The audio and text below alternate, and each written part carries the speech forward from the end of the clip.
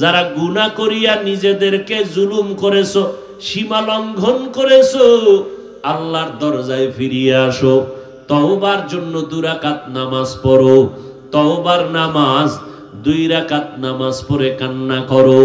আল্লাহরে বলো, আল্লাহ আমি তোমার কদমে সিজদা দিয়া তওবা করলাম। তওবার জন্য 2 রাকাত নামাজ।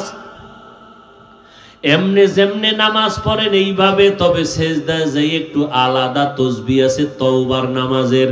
নিয়ত করবেন আমি গুনাহের থেকে মালিকের দরবারে তওবার জন্য নামাজে দাঁড়াইলাম। নামাজের নিয়ম মতো আলহামদু সূরা, অন্য সূরা পড়া রুকুতে যাবেন। 2 রাকাত নামাজে সিজদা হবে কয়টা? কথা হয় না, 4টা সিজদা হবে। প্রত্যেকটা সিজদায় গিয়া সুবহান রাব্বিয়াল আ'লা 3 বার বলার পরে এরপরে 3 বার আপনি ওই তাসবিহটা পড়বেন খুব ধ্যানের সাথে। আল্লাহর কাছে আপনি নরম হইয়া গুনার কথা স্মরণ করিয়া 3 বার পড়বেন, ইয়া রব্বি গফিরলি, ইয়া রব্বি গফিরলি, ইয়া রব্বি গফিরলি। অর্থ হলো, হে রব তুমি আমাকে মাফ করে দাও, ও আল্লাহ আমারে মাফ করিয়া দাও, ও আল্লাহ তুমি আমারে মাফ করিয়া দাও। আমার গুনার খবর আমার মা জানে না, আমার এই বয়সে কত গুনাহ করছি আমার স্ত্রী জানে না, আমার ভাই বোন কেউ জানে না। আমার ভাই বোনেরাও যদি জানতো আমি বড় অপরাধী। আমি অনেক যুবকের থাপ্পড় লাগাইছি, আমি অনেক যুবকের অপমান করেছি। আমার ভাই বোনেরা, আমার মা বাবায় যদি জানতো আমি কোনো মুরব্বীর সাথে বেয়াদবি করেছি, আমি কোনো মানুষের সাথে খারাপ আচরণ করেছি, আমার ভাই বোনেরা এরকম জানতে পারলে আমারে আর সম্মানের মহব্বতের নজরে দেখতো না। সবাই আমাকে ঘৃণা করে তাড়ায়া দিত, মা বাবাই ঘৃণা করত। ও আমার রব, তুমি সব জানার পরেও তো গুনার কারণে তাড়াইয়া দাও নাই, খানাও বন্ধ করো নাই। ঘুমের মধ্যে যদি তুমি সজাগ না করতামি তো একবারেই মরিয়া যাইতাম। তুমি সজাগ করছো, সজাগ হয়েছি। ও রব, কোন দিন জানি মরণ হয় জানি না, তবে আজকে থেকে তওবার জন্য রেডি হয়ে গেলাম। 2 রাকাত নামাজের 4টা সিজদার মধ্যে তাসবিহ পড়ার পরে 3 বার পড়বেন, ইয়া রব্বি গফিরলি, ইয়া রব্বি গফিরলি, ইয়া রব্বি গফিরলি। ও আমার রব আমারে মাফ করিয়া দাও। আমার গুনার খবর আমার বন্ধু জানে না, আমার হাতের গুনার খবর কেউ জানে না। আমি জানি গুনার কারণে আমার হাত নাপাক, আমি জানি গুনার কারণে আমার জবান নাপাক, আমি জানি আমার গুনার কারণে আমার ঠোঁট নাপাক, আমি জানি আমার গুনার কারণে আমার চোখ 2টা নাপাক, আমার কান নাপাক, আমার পা নাপাক, আমার অন্তর নাপাক। এইভাবে মনে করিয়া 2 রাকাত তওবার নামাজ পড়িও, আর আল্লাহর কাছে চোখের পানি ছেড়ে কান্না করিও। আর মা বাবার দোয়া নিও। মা বাবায় যদি মাথায় হাত দিয়া দোয়া করে দেয়, দরজা খুলিয়া যাবে, আমার মাওলা খুশি হয়ে যাবে। ও যুবকেরা, ও বাবাজিরা, ও পর্দার আড়ালের মা বোনেরা, আল্লাহর কাছে গুনার কথা একটু স্মরণ করেন। চোখ 2টা বন্ধ করে একটু দেখেন জীবনে কোন দিন কোথায় কয়টা গুনাহ করেছিলেন। ভালো কাজের কথা সব মনে নাই, কিন্তু জীবনে কতটা অপরাধ করছেন সব চোখ বন্ধ করলে মনে হয় চোখের সামনে হাজির। আল্লাহ এগুলো মনে রাখাইয়া চায় বান্দা তুমি তাড়াতাড়ি তওবা করো। গুনার দিকে তাকাইয়া দেখেন চোখের দ্বারা কি পরিমাণ গুনাহ করছেন, জীবনে হাতের দ্বারা কত অন্যায় করেছেন, জবানের কথার দ্বারা গীবত আর গালাগালির দ্বারা কত অপরাধ করেছেন, এই জবানের কথা দিয়া কত মানুষের কলিজায় আঘাত করেছেন। ও আল্লাহর বান্দারা একটু চিন্তা করেন, আমার মাওলা একবারও আপনারে তাড়াইয়া দেন নাই, বরং রাতের গভীরে, প্রত্যেক দিন রাতের গভীরে আল্লাহ প্রথম আসমানে এসে আপনাকে আমাকে ডাকতেছেন, ও গুনাহগারেরা তওবা কর, আমি তোরে মাফ করে দিব। কার টাকা লাগবে, রিজিক লাগবে, বল, আমি দিব। আল্লাহর কাছে একটু বিনয়ের সাথে তওবা করেন। তবে এটাও চিরসত্য, আবু জাহাল নবীজিরে 13 বছর দেখলো, বয়ান শুনিয়াও কালেমা নসিব হলো না, বরং নবীর বিরোধিতাই করে গেল। এই জমিনে কিয়ামত পর্যন্ত আবু জাহালের মতো শক্ত অন্তরের কিছু মানুষ থাকবে, হাজারো বয়ানে তাদের দিল নরম হবে না, তওবা নসিব হবে না। বয়ান শুনিয়া বাইরে গিয়া আবার বাজে কথা বলিয়া নিজের গুনার পাল্লা ভারী করবে। আবার একদল থাকবে ওমরের মতো মেজাজওয়ালা, গুনাহ নিয়া ঢুকবে, বয়ান শুইনা হঠাৎ মরণের কথা স্মরণ করে কান্না শুরু করবে, আল্লাহকে মনে মনে ডাকবে আর বলবে, ও দয়ার মালিক, তোমার দরবার থেকে আজ গুনাহ নিয়ে ঘরে যাব না, তুমি আমাকে মাফ করে দাও, আর নামাজ ছাড়বো না, আর দাড়ি কাটবো না, আর গুনাহ করব না, মা বাবাকে কষ্ট দিব না, ওলামায়ে কেরামের বিরোধিতা করব না, নবীজির সুন্নাত অনুযায়ী চলবো, জবান চোখ হাতের দ্বারা গুনাহ করব না। এইভাবে যখন বান্দা তওবার নিয়তে কাঁদবে, আল্লাহ ওমরের মতো এই বান্দাটাকেও হেদায়েতের কোলে তুলে নিবেন। ফেরাউনের মাথা গরম হয়ে গেল, ডাক দিয়া কয়, আসিয়া, একবার যদি পারো আমাকে খোদা বলো। বলে, বলবো না। প্রকাশ্যে বলতে যদি তুমি লজ্জা পাও, গোপনে আমার কানে মুখটা লাগায় একবার বলো। আসিয়া ডাক দিয়ে কয়, ফেরাউন, তুমি জানো না তোমারে মিশরের মানুষগুলো ফাঁকি দিয়া চলতে পারে, আমি এমন খোদার গোলাম যাকে ফাঁকি দেওয়ার কোনো রাস্তা নাই। আমি গোপনে বলতে পারবো না, আমার আল্লাহ শুনেন। এক পর্যায়ে ফেরাউনের মাথা গরম হয়ে গেল। ওজিরে আজম হামান রে কয়, একটু বুঝাইয়া দেখো। হামানও বুঝাইয়া পারে না। ফাইনাল সিদ্ধান্ত, আসিয়া, আমারে খোদা বলে যদি স্বীকার না দেও, আমি তোমাকে শুলিবিদ্ধ করে মেরে ফেলবো, ফাঁসির মঞ্চে নিয়ে যাব। আসিয়া ডাক দিয়া কয়, আমাকে ভয় দেখায় লাভ নাই, জীবনে আসছি একবার, মরণ হবে একবার, তবে যার হাতে আমার জীবন, আমি তার গোলাম হইয়া মরতে চাই। ঘোষণা হয়ে গেল, আসিয়াকে জবাই দিবে, শুলিবিদ্ধ করে ফেলবে। আসিয়া চোখের পানি ছেড়ে কাঁদতেছেন। অত্যাচার, এত বড় একটা খোদা, ফেরাউনের ঘরে আমার মতো বান্দির থাকার জায়গা নাই, আমি একটা রাষ্ট্রের নায়কের স্ত্রী হই, আমার খানা নাই, কষ্ট। হঠাৎ দেখে রাস্তার পার্শ্বে দিয়ে মুসা নবী হেঁটে যান। আসিয়া চোখের পানি ছেড়ে বলে, ও পয়গম্বর, জানেননি আমার হালাত কি হচ্ছে? বলে, শুনছি। তোমাকে এখন শুলিবিদ্ধ করবে ফেরাউন, খবর হয়ে গেছে মিশরে। আসিয়া ডাক দিয়া কয়, নবী মুসা, একটু আমাকে সান্ত্বনা দিবেন, শুলিবিদ্ধ হয়ে যাব আমি, তবে আমার আল্লাহ আমার উপরে রাজি নাকি বেজার আছে? মুসা নবী বলে, আসিয়া, তুমি খুশি হও, আল্লাহ তোমার উপরে খুশি। আসিয়া খোলা আসমানে হাত উঁচু করে কান্না করে, ক্বালা রব্বি বিনিলি ইনদাকা বাইতান ফিল জান্নাহ। ও আল্লাহ, এত বিশাল রাষ্ট্রের ক্ষমতা পাইয়া তার ঘরে থাকলাম, জায়গা দিল না, খানা দিল না, দুনিয়ার আর কিছু থাকলো না, চাইও না, তবে তুমি জান্নাতের মধ্যে আমার জন্য একটা ঘর বানাইয়া দিও রে আল্লাহ। জান্নাতের ভেতর একটা তোমার কিনারায় ঘর বানাইয়া দিও।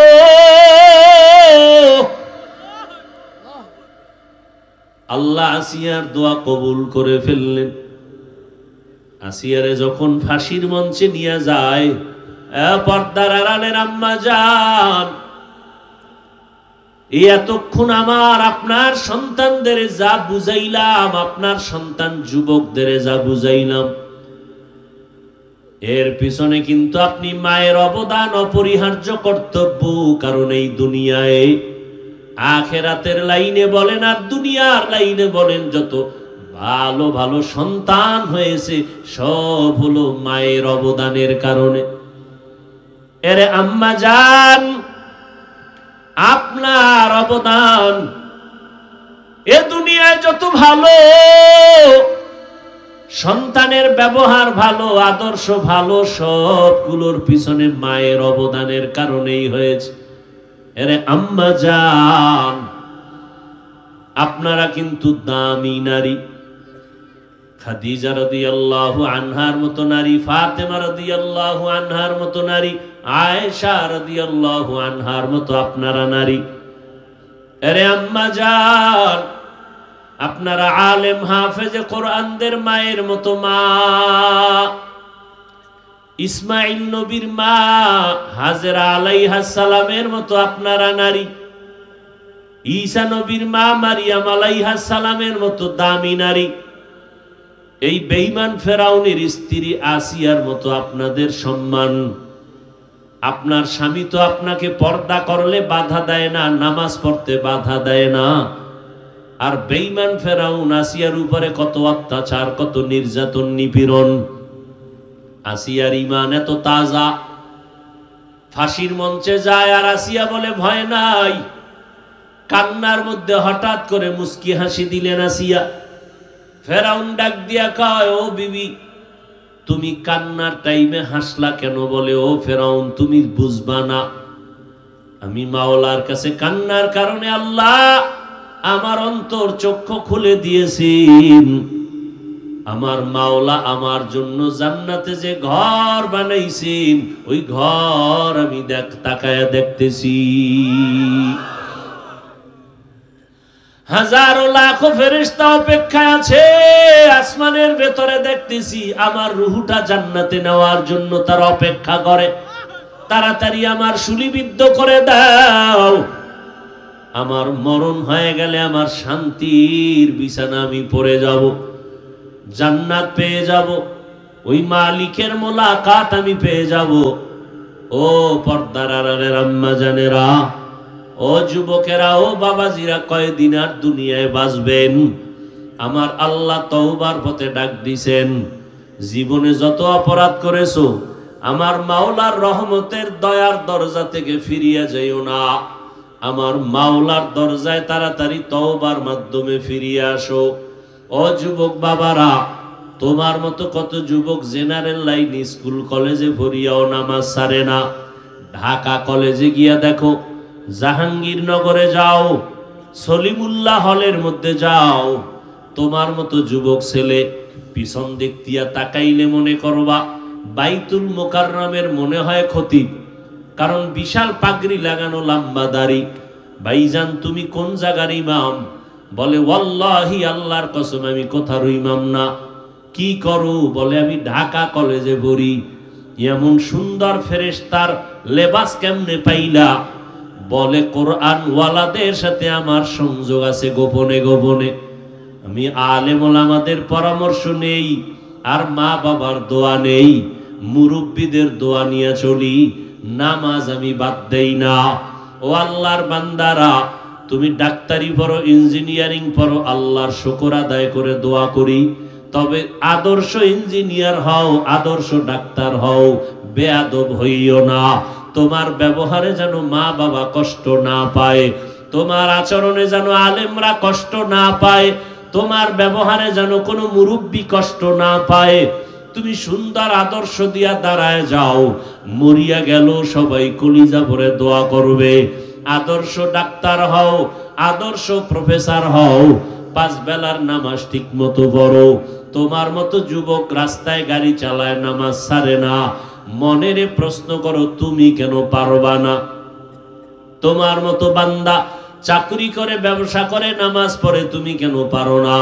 ও বৃদ্ধ বাবাজি, আপনার মতো কত বুড়া মানুষ হাতে লাঠি নিয়ে মসজিদে গিয়া 5 ওয়াক্ত নামাজ পড়ে, আপনি কেন পারেন না?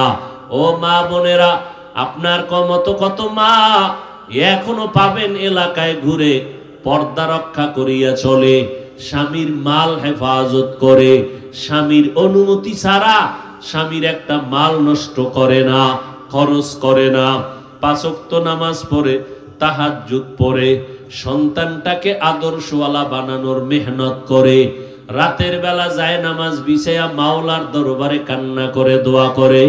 এরে আম্মা জান, আপনারা কেন পারবেন না? কয়দিন আর দুনিয়াতে থাকবেন? মরিয়া গেল তো কেউ আর নাম নিবে না। তবে হ্যাঁ, যদি নেক আমল করিয়া ভালো একটা সন্তানের মা হইয়া কবরে যাইতে পারেন, ওই সন্তানের স্মরণ করবে আর মাকেও দোয়া করবে। আপনার সন্তানের আদর্শ দেখে মানুষ যখন দোয়া করবে, তখন সন্তানের মায়ের জন্য দোয়া করবে।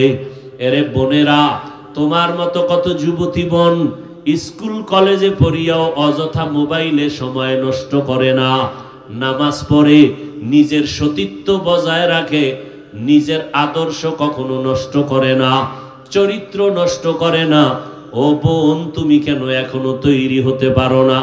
আমার আল্লাহ গুনাহওয়ালা যারা তাদের ডাক দিছেন, যারা গুনাহ করিয়া নিজেদেরকে জুলুম করেছো, সীমা লঙ্ঘন করেছো, আল্লাহর দরজায় ফিরিয়ে আসো, তওবার জন্য 2 রাকাত নামাজ পড়ো, তওবার নামাজ 2 রাকাত নামাজ পড়ে কান্না করো, আল্লাহরে বলো, আল্লাহ আমি তোমার কদমে সিজদা দিয়া তওবা করলাম। তওবার জন্য 2 রাকাত নামাজ। এমনে যেমনে নামাজ পড়েন এইভাবে, তবে সিজদায় যাই একটু আলাদা তাসবিহ আছে তওবার নামাজের। নিয়ত করবেন আমি গুনাহের থেকে মালিকের দরবারে তওবার জন্য নামাজে দাঁড়াইলাম। নামাজের নিয়ম মতো আলহামদু সূরা, অন্য সূরা পড়া রুকুতে যাবেন। 2 রাকাত নামাজে সিজদা হবে কয়টা? কথা হয় না? 4টা সিজদা হবে। প্রত্যেকটা সিজদায় গিয়া সুবহানা রাব্বিয়াল আ'লা 3 বার বলার পরে, এরপরে 3 বার আপনি ওই তাসবিহটা পড়বেন খুব ধ্যানের সাথে। আল্লাহর কাছে আপনি নরম হইয়া গুনার কথা স্মরণ করিয়া 3 বার পড়বেন, ইয়া রব্বি গফিরলি, ইয়া রব্বি গফিরলি, ইয়া রব্বি গফিরলি। অর্থ হলো, হে রব, তুমি আমাকে মাফ করে দাও। ও আল্লাহ, আমারে মাফ করিয়া দাও। ও আল্লাহ, তুমি আমারে মাফ করিয়া দাও। আমার গুনার খবর আমার মা জানে না। আমার এই বয়সে কত গুনাহ করছি আমার স্ত্রী জানে না, আমার ভাই বোন কেউ জানে না। আমার ভাই বোনেরাও যদি জানতো আমি বড় অপরাধী। আমি অনেক যুবকের থাপ্পড় লাগাইছি, আমি অনেক যুবকের অপমান করেছি। আমার ভাই বোনেরা, আমার মা বাবায় যদি জানতো আমি কোনো মুরব্বীর সাথে বেয়াদবি করেছি, আমি কোনো মানুষের সাথে খারাপ আচরণ করেছি, আমার ভাই বোনেরা এরকম জানতে পারলে আমারে আর সম্মানের মহব্বতের নজরে দেখতো না। সবাই আমাকে ঘৃণা করে তাড়ায়া দিত, মা বাবাই ঘৃণা করত। ও আমার রব, তুমি সব জানার পরেও তো গুনার কারণে তাড়াইয়া দাও নাই, খানাও বন্ধ করো নাই। ঘুমের মধ্যে যদি তুমি সজাগ না করতামই তো একবারেই মরিয়া যাইতাম। তুমি সজাগ করছো, সজাগ হয়েছি। ও রব, কোন দিন জানি মরণ হয় জানি না, তবে আজকে থেকে তওবার জন্য রেডি হয়ে গেলাম। 2 রাকাত নামাজের 4টা সিজদার মধ্যে তাসবিহ পড়ার পরে 3 বার পড়বেন, ইয়া রব্বি গফিরলি, ইয়া রব্বি গফিরলি, ইয়া রব্বি গফিরলি। ও আমার রব, আমারে মাফ করিয়া দাও। আমার গুনার খবর আমার বন্ধু জানে না, আমার হাতের গুনার খবর কেউ জানে না। আমি জানি গুনার কারণে আমার হাত নাপাক, আমি জানি গুনার কারণে আমার জবান নাপাক, আমি জানি আমার গুনার কারণে আমার ঠোঁট নাপাক, আমি জানি আমার গুনার কারণে আমার চোখ 2টা নাপাক, আমার কান নাপাক, আমার পা নাপাক, আমার অন্তর নাপাক। এইভাবে মনে করিয়া 2 রাকাত তওবার নামাজ পড়িও। আর আল্লাহর কাছে চোখের পানি ছেড়ে কান্না করিও। আর মা বাবার দোয়া নিও, মা বাবায় যদি মাথায় হাত দিয়া দোয়া করে দেয় দরজা খুলিয়া যাবে, আমার মাওলা খুশি হয়ে যাবে। ও যুবকেরা, ও বাবাজিরা, ও পর্দার আড়ালের মা বোনেরা, আল্লাহর কাছে গুনার কথা একটু স্মরণ করেন। চোখ দুইটা বন্ধ করে একটু দেখেন জীবনে কোন দিন কোথায় কয়টা গুনাহ করেছিলেন। ভালো কাজের কথা সব মনে নাই, কিন্তু জীবনে কতটা অপরাধ করছেন সব চোখ বন্ধ করলে মনে হয় চোখের সামনে হাজির। আল্লাহ এগুলো মনে রাখাইয়া চায় বান্দা তুমি তাড়াতাড়ি তওবা করো। গুনার দিকে তাকাইয়া দেখেন চোখের দ্বারা কি পরিমাণ গুনাহ করছেন, জীবনে হাতের দ্বারা কত অন্যায় করেছেন, জবানের কথার দ্বারা গীবত আর গালাগালির দ্বারা কত অপরাধ করেছেন, এই জবানের কথা দিয়া কত মানুষের কলিজায় আঘাত করেছেন। ও আল্লাহর বান্দারা একটু চিন্তা করেন, আমার মাওলা একবারও আপনারে তাড়াইয়া দেন নাই, বরং রাতের গভীরে, প্রত্যেক দিন রাতের গভীরে আল্লাহ প্রথম আসমানে এসে আপনাকে আমাকে ডাকতেছেন, ও গুনাহগারেরা তওবা কর, আমি তোরে মাফ করে দিব। কার টাকা লাগবে, রিজিক লাগবে, বল, আমি দিব। আল্লাহর কাছে একটু বিনয়ের সাথে তওবা করেন। তবে এটাও চির সত্য, আবু জাহাল নবীজিরে 13 বছর দেখলো, বয়ান শুনিয়াও কালেমা নসিব হলো না, বরং নবীর বিরোধিতাই করে গেল। এই জমিনে কিয়ামত পর্যন্ত আবু জাহালের মতো শক্ত অন্তরের কিছু মানুষ থাকবে, হাজারো বয়ানে তাদের দিল নরম হবে না, তওবা নসিব হবে না। বয়ান শুনিয়া বাইরে গিয়া আবার বাজে কথা বলিয়া নিজের গুনার পাল্লা ভারী করবে। আবার একদল থাকবে ওমরের মতো মেজাজওয়ালা, গুনাহ নিয়া ঢুকবে, বয়ান শুইনা হঠাৎ মরণের কথা স্মরণ করে কান্না শুরু করবে, আল্লাহকে মনে মনে ডাকবে আর বলবে, ও দয়ার মালিক, তোমার দরবার থেকে আজ গুনাহ নিয়ে ঘরে যাব না, তুমি আমাকে মাফ করে দাও, আর নামাজ ছাড়বো না, আর দাড়ি কাটবো না, আর গুনাহ করব না, মা বাবাকে কষ্ট দিব না, ওলামায়ে কেরামের বিরোধিতা করব না, নবীজির সুন্নাত অনুযায়ী চলবো, জবান চোখ হাতের দ্বারা গুনাহ করব না। এইভাবে যখন বান্দা তওবার নিয়তে কাঁদবে, আল্লাহ ওমরের মতো এই বান্দাটাকেও হেদায়েতের কোলে তুলে নিবেন। ও আল্লাহর বান্দারা, একটু যদি দিলটা নরম হয়, আমার মাওলার কথা সত্য। ও যুবক, আজকে আমি যদি তোমার মতো প্যান্ট শার্ট টাই লাগায়া দাড়ি কামাইয়া রাস্তায় চলি, কেউ আমারে বাধা দিবে না। এই শীতের ভিতরে ঠান্ডা পানি দিয়া ওযু বানাইয়া নামাজ পড়তে কত কষ্ট, টুপি মাথায় দিতে কত কষ্ট, এত বড় লম্বা জামা পরতে কত কষ্ট, পর্দা রক্ষা করিয়া চলা যে কত কঠিন বর্তমান দুনিয়ায়, পরেও কষ্ট করিয়া চলি।